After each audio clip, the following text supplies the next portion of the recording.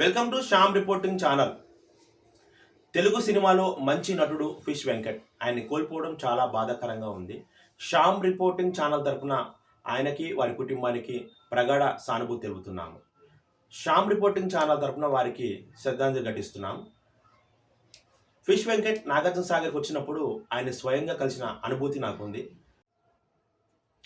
తెలుగు సినీ నటుడు, మంచి కామెడీ, మంచి విలన్గా, మంచి నటుడుగా నటించిన ఫిష్ వెంకట్ చనిపోయాడు అనే వార్త చాలా బాధాకరం కలిగింది. నాగార్జున సాగర్లో బాద్షా సినిమా నిర్మాణ సమయంలో విజయహార్లో జూనియర్ ఎన్టీఆర్ని కలవడానికి కోసం నేను నా స్నేహితుడు బైక్పై వెళ్తుండగా దారిలో ఫిష్ వెంకట్ మాకు కలిశాడు. ఆయనతో చాలాసేపు మాట్లాడాము. చాలా చాలా చాలా విషయాలు మాకు చెప్పాడు. ఆయనతో అదే ఫస్ట్ టైం కలవడము. చాలా మంచి వ్యక్తి, ఎన్నో విషయాలు మాతో పంచుకున్నాడు. అలాంటి వ్యక్తి ఈరోజు చనిపోయాడు అనే వార్త తెలిస్తే చాలా బాధాకరంగా ఉంది. నిజంగా కూడా ఆయన సినిమాలో ఆయన ఆయన నటించినటువంటి క్యారెక్టర్ చూస్తే చాలా చాలా చాలా బాగుంటాయి. మంచి నటుడుగా ఎంతో పేరు తెచ్చుకున్నాడు.